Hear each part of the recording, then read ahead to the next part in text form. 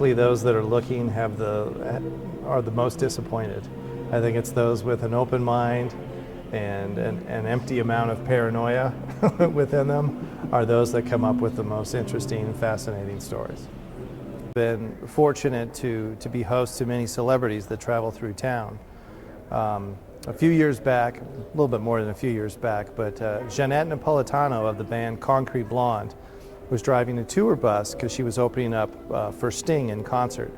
They arrived here very early in the morning, about 2 or 3 in the morning. She went straight to her room and was in bed, and then all of a sudden the end table light went on. She turned it off, the end table light went on again. She made sure she sort of rattled the toggle on it and turned it off, and then it went on again. At that point she unplugged it thinking that it was shorted out, but she was starting to get a little bit nervous about it. All of a sudden the closet door pushed open because there is a light that automatically turns on when the closet door is opened. And each time she had sat up in bed, and she came to the conclusion that because she slept with no clothes on, that the ghost was wanting to see her. And this inspired a song and a video of hers called Ghost of a Texas Ladies Man. Another celebrity was Annie Lennox. And Annie was about to perform at Long Center, and she laid out 2 dresses. She went in to take a shower, and when she came back, she had the latch, by the way, shut on the front door. When she came back, one of the dresses was in the closet, sort of slowly swinging. So again, our gentleman ghost, I think he had a preference of one dress, and he wanted to make sure that that's the dress that she chose.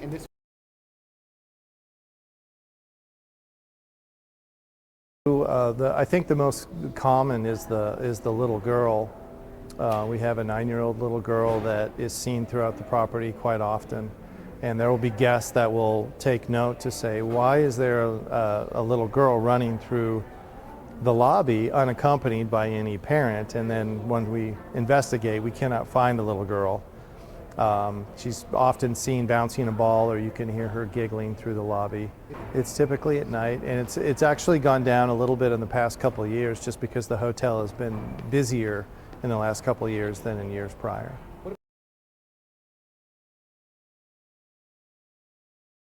There's no staff that really feel uneasy. There is one staff member in particular, Consuelos, who's had a number of experiences, including every room she walked into, the phone would start ringing.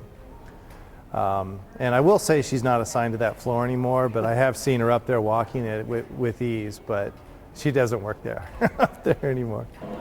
I've never seen any object moving. I have heard in the room that we were just in the catering office, that there's been a few times that bottled water would slide across the desk, but I've never physically seen anything myself.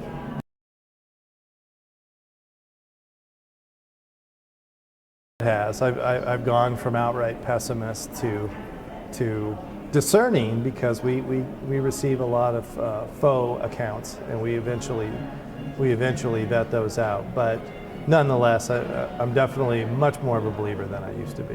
It becomes very normal. I think you learn quickly that there's no real intent or anything that you see in the movies. There's no reason really to show any sort of fear, regardless of how you interpret it as a spirit or as an echo or something like that. It's very clear that there's nobody that is out for any ill will, and they're probably just trying to find their way like the rest of us.